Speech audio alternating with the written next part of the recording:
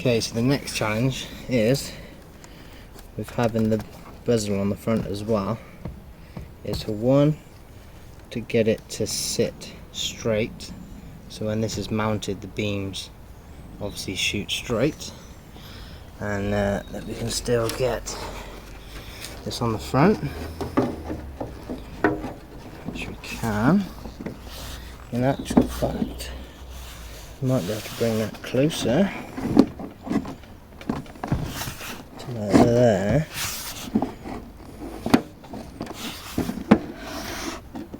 And that's not too bad. The only thing is this bit, but obviously it's going to stick out a bit further because it's got a light coming out the back of it. But yeah, that's looking like what it's going to be like. So the next thing is trying to make sure that it comes over that way enough. It's just catching there. I'm trying a bit more of that out, just to let that come round, and then it's a case of trying to make it one piece again. Right, I'm just going to clean up the edges.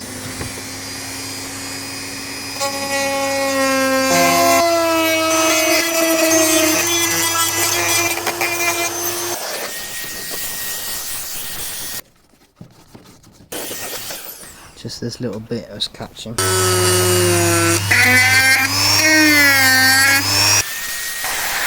Leave it in place as good as it can be. I'm now going to have to start putting everything back together. I put the ballast and that back in so it can power up, glue everything together and start fixing things in place. Once I've got it in place, then I can also look at sort of blocking bits off where I can. So this is going to be an interesting bit. Right, I'm just going to use a little bit that I've got just to make a repair to there. So I'll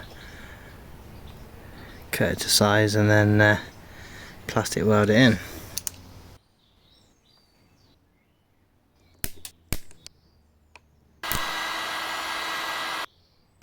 This stuff's unbelievably strong, plastic bonder.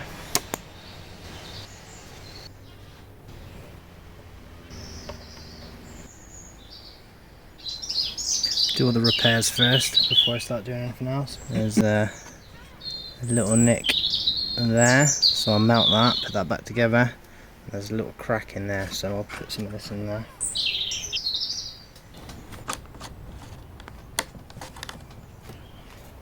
You want all the sealant out, just so it's easy to put the lens back in.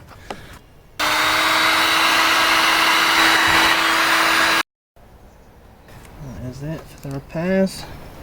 Give that a chance to set before we do anything else. I think the first thing I'll do is try and build this out, because that's the part that needs covering most. I know that the top has to come out like 3 inch and the bottom's like 8 inch. So if I sort of cut to that line there, make it curve with it, and then bring it out to there, and then when I put the other part in I can sort of get it to sit right then.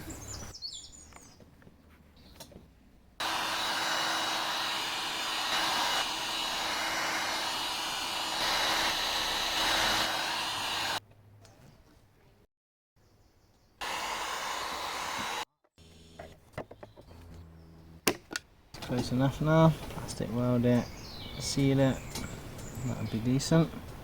That box is off the side, so that's sort of the major part. I've got this thicker stuff which I'll use for the main of it, and then I've got some thinner stuff, the little tricky bits. Got to be obviously careful where I attach it, because obviously I need to get the lens in as well. What I need to do now really is put everything back as it should be, everything plugged in, etc.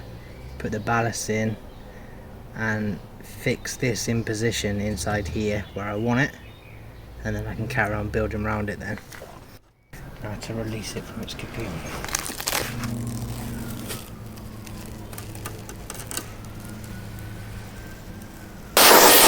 Fix these in place.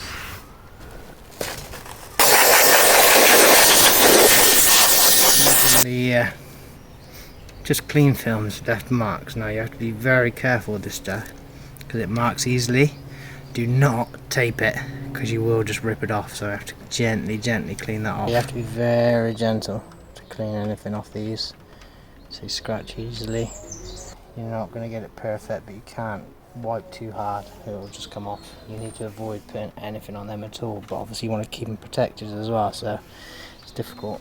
Right then, let's get the ballasts back on. Put this one back on. There we go.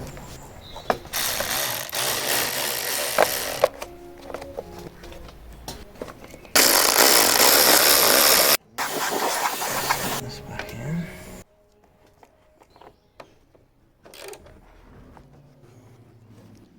So with these lights, annoyingly, you can't test full beam, indicator, side lights, DRL.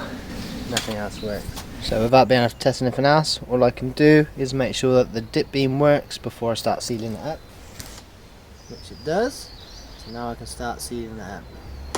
Right, so before I started making the casing, obviously I needed to make sure the inside stayed where it was, so I've put that bolt through there. I've just cable tied that corner for now, and I have completely sealed this section. It's absolutely solid now. It's not, can't move around, so it means I can then start building around it without it moving. So this is the interesting part. There you go, we have a light inside a light.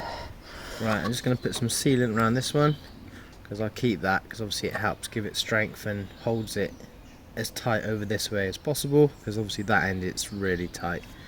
So yeah, let's mix some sealant up. So you've seen yesterday, like the main construction, I'm going to use this thicker moulding plastic, but then to cover smaller parts I'm going to use this thinner bit. So I'm just going to cut some sections just to fill these, just to start trying to make it one unit again.